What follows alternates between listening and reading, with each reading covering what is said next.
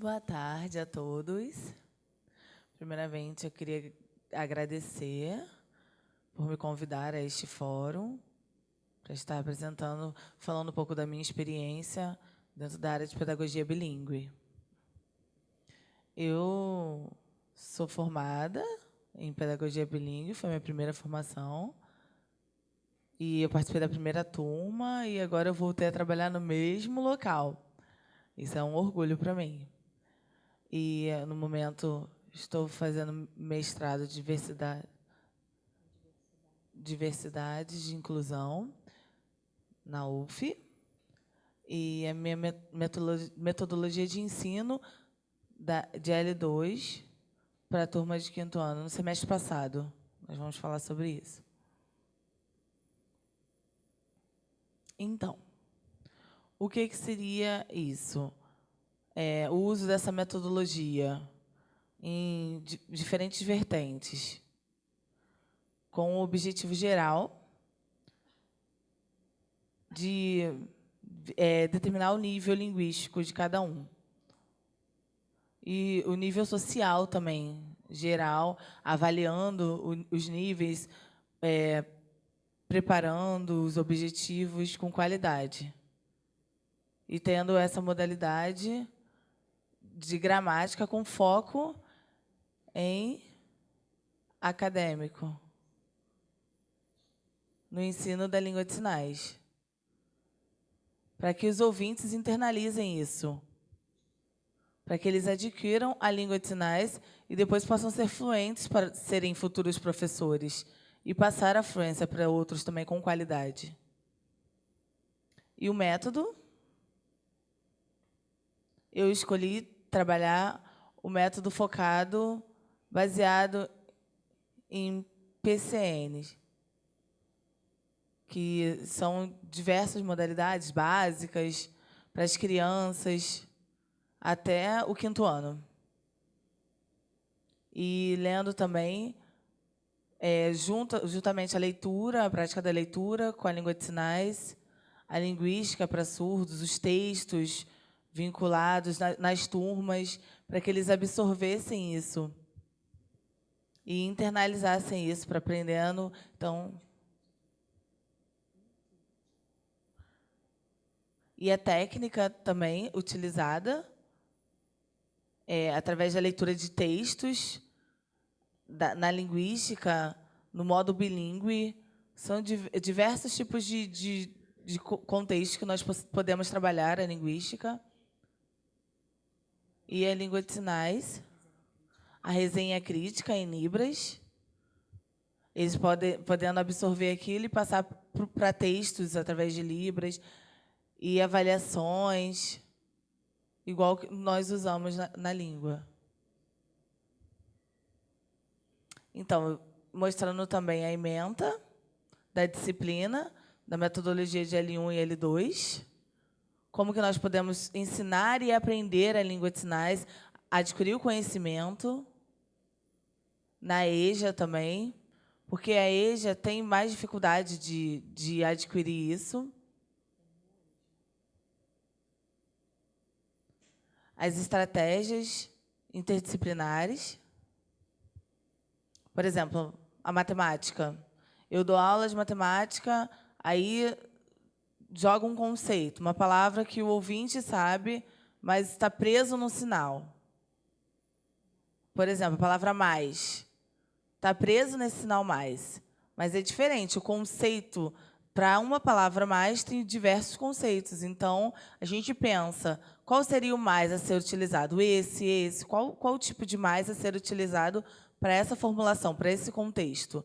O conceito é diferente. Então, a interdisciplinaridade age de acordo com isso.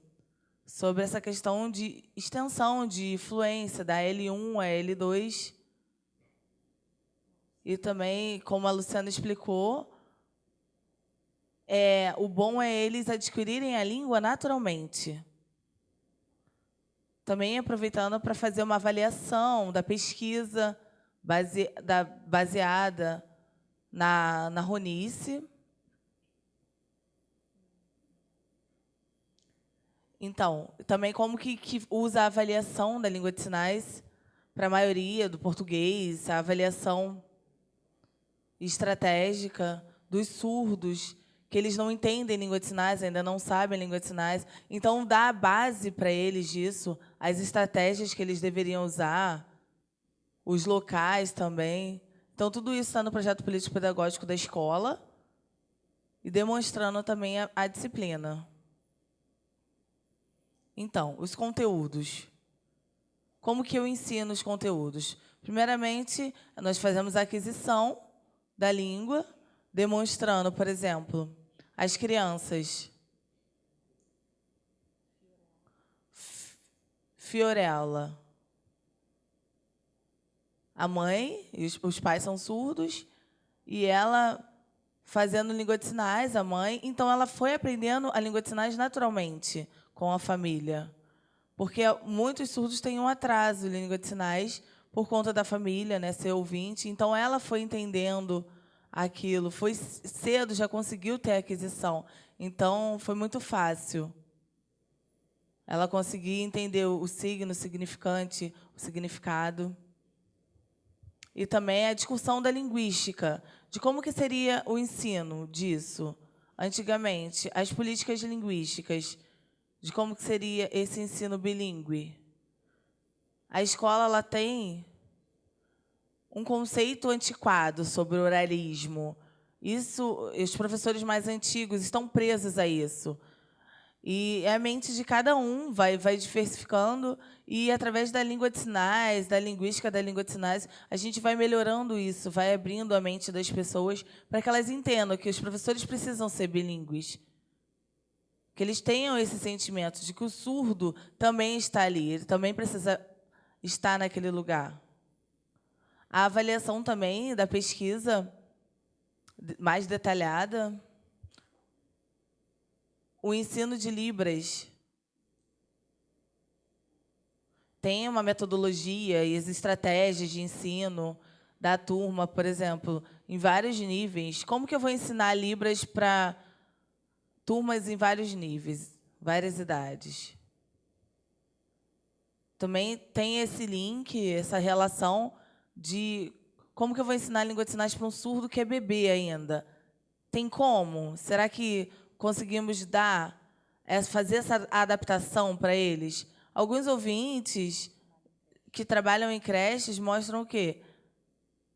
Que tem como fazer essa adaptação para o surdo, mexendo no cognitivo do surdo. De 3 anos a 4 anos, 5, 6 anos, até o 5º ano. E as crianças, como que elas conseguem? Na turma, por exemplo, o professor no EJA,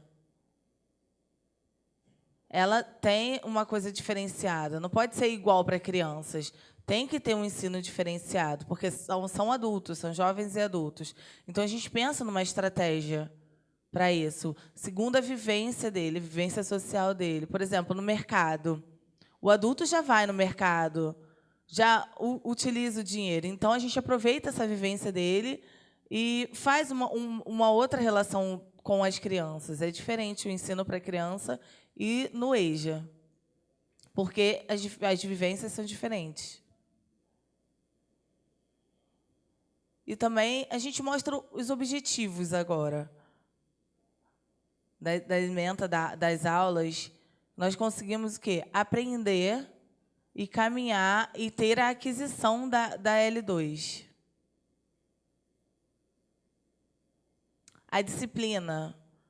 Qual é o objetivo? Os alunos conseguirem fazer interfaces da língua, da L1, da língua 2, o discurso que é diferenciado de cada aluno, a gente vai percebendo isso. E também as crianças mesmo, elas fazem as suas próprias avaliações da língua de sinais. A gente fala, vem, vem. É como se fosse um estímulo provocativo mesmo. E nós organizamos as propostas de ensino dentro da escola. A L1 e a L2. Como que vamos pensar no planejamento. Como que faria o planejamento, o plano de aula? Então, a gente tem que pensar isso, o conceito, o plano de aula, o planejamento anual. Tem que pensar em todas essas áreas.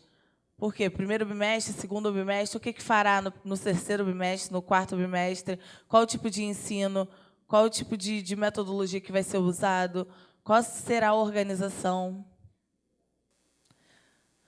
Também, por exemplo, podemos pegar vídeos no YouTube para fazer discussões.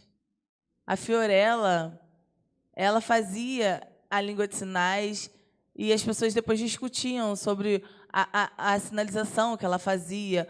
Que estranho esse sinal, que diferente. São crianças. As crianças, da mesma forma que no português falam errado, quando estão aprendendo, as crianças também. Então, é uma aquisição, é um processo. E também a poesia, a expressão, a aprender a se expressar, a resenha crítica em libras. Como que ela se expressaria? Ajudaria ela a crescer?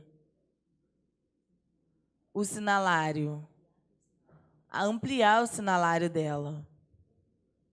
Então, o vocabulário precisava de mais palavras, mais sinais. O vocabulário é da língua portuguesa e o sinalário é da língua de sinais.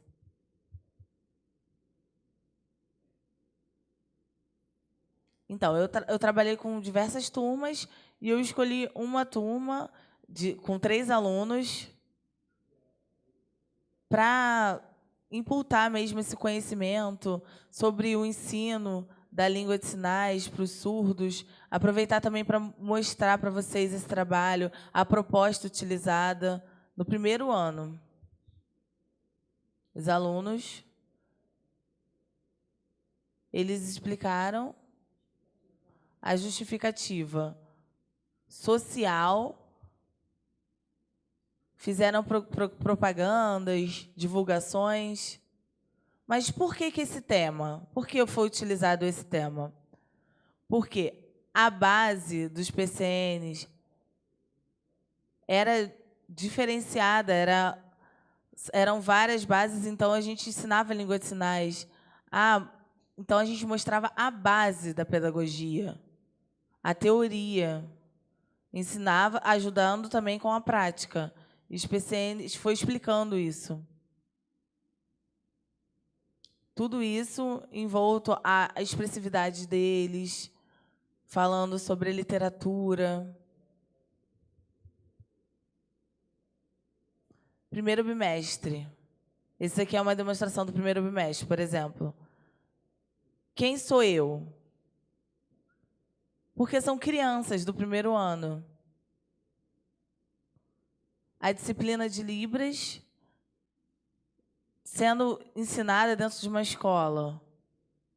Então, quem sou eu? Eu, por exemplo, meu nome, aí aprendi o sinal de nome. E percebiam também o jeito deles, os materiais usados. As características pessoais, por exemplo, ela é loura, o cabelo cacheado, ele tem o cabelo preto. Também dava essas provocações do cognitivo do aluno, para ele perceber isso, para ele dar opinião. E estaria também relacionada à história, para a contação de histórias. E os conteúdos, o alfabeto manual, o números em libras, as cores primárias, relação de imagem e sinal, substantivos próprios e comuns, sinais de adjetivos e criação de histórias. Pode passar. Então, a técnica.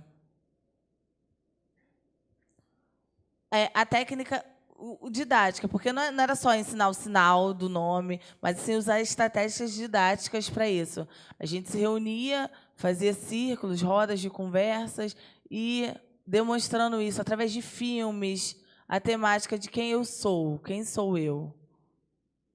Também cartazes com atividades, a contação de histórias, brincadeiras, jogos. As atividades, porque não adianta só falar, precisa ter essa parte prática, esse relacionamento. Porque é uma forma de avaliação. A avaliação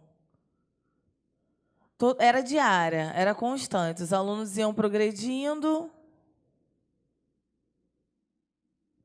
e também através de filmagens, que é um bom costume, né? A maioria dos ouvintes, os surdos, não estão acostumados com essa questão de filmagem, tem medo, mas a gente fazia bastante filmagem para eles se acostumando a se perceber, a ter esse costume de se perceber. Segundo bimestre, o que a gente tratou? Quem é minha família? O tema foi esse, a temática. Quem é minha família? Meu tio, minha mãe, meus avós, o nome de cada um, sinal. Quem que seria a minha família? Então, a família, quem é? A profissão da minha mãe. O que meu tio faz? E também a família, que não era real, por exemplo, os adotados, por exemplo, a família em geral, vovô. O meu tio era católico. Qual era a religião de cada um? Meu avô era de outra religião. Então, os conteúdos que nós abordamos. Sinais relacionados a famílias e amigos. Que parece, por exemplo, a família tem um primo que cresceu junto, mas, na verdade, era um amigo. As cores primárias e secundárias. A relação imagem-sinal. Sinais de pronomes pessoais. Eu, você, ela, ele. Sinais de pronomes possessivos. Por exemplo, meu, é dele, é dela. Isso é muito importante, porque a criança, no primeiro ano, ela vai aprendendo isso. O que é seu, o que é dele, o que é dela. A mochila é do meu tio, é dele. A criação de histórias com a própria família. Por exemplo, eu contando a vivência da minha família. Então, esse é o modo didático que foi, os procedimentos didáticos que foram utilizados na contação de história. Tem a contação de história. A avaliação sempre é a mesma, porque é igual, por exemplo, é sempre a questão da observação diária, do crescimento diário deles. Os alunos que possuem mais dificuldade, os diferentes níveis dos alunos, porque cada um tem um processo diferente. Tem aluno que compreende mais rápido, tem outros que usam remédio, tomam remédio. Então, no terceiro bimestre. Onde eu estou? Onde que eu estou? Na sala de aula, na minha escola, em casa. Na escola, por exemplo, os alunos sempre tinham essa vivência. Eu estou na escola, eu estou em locais diferentes. Quem é o funcionário da escola? Tem o diretor, tem o coordenador, tem os pedagogos, tem o pessoal da cozinha. Então, aí o trabalho era contínuo sobre as cores, os sinais relacionados a cada profissão. Aí, dependendo da quantidade de pessoas, também esses foram os procedimentos didáticos utilizados. Os alunos andaram pela escola para ver, aqui é a secretaria, aqui é o lugar que fica o diretor, a direção é aqui. Vários locais da escola que eles não conheciam e foram conhecendo quem era quem. também demonstrando filmes, vídeos, por exemplo. Eu trabalho... Angra. Eu trabalho em Angra com os surdos. E com contação de história lá. Então, eu mostrava o meu trabalho, as imagens do INES, eles ficavam perguntando onde é. Eu falava, então, era lá no INES, lá no Rio. Eles, ai, que legal, eu queria conhecer. Mas não dá, porque a prefeitura não disponibiliza recursos para trazê-los aqui. Mas, através dos vídeos, eles viam que era algo diferente. E estimulava a curiosidade deles. E outra coisa que é importante também é o trabalho de se perceber, né? De adquirir conhecimento, da aquisição.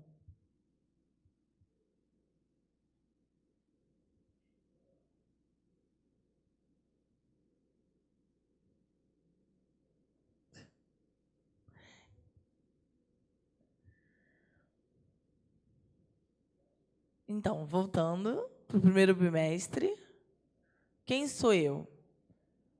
Mais profundo. A gente usou o mesmo tema, só que mais profundo, usando verbos, os conectivos. Eu vou, por exemplo. Você vem. Começando a constituição de frases. A sintaxe, a estrutura da frase. Diferentes localidades, cidades. Antes, eles já tinham, no terceiro bimestre, aprendido sobre os costumes da família. Então, agora a gente aprofunda mais os temas. E vai aprofundando, vai aprofundando. E também começando o básico, que seria o quê? Da comunidade surda, da cultura surda, já falando isso para eles absorverem o que seria isso.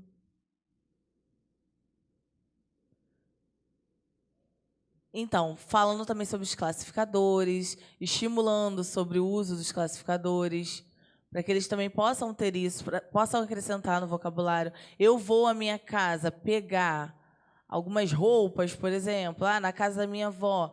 Então, estimular isso mesmo, para que eles possam usar os conectivos com verbos. E começam o quê? A crescer o vocabulário. É importante, porque o vocabulário vai crescendo. O sinalário. O sinalário, porque o vocabulário é mais é usado por português. Então, em Libras é o sinalário.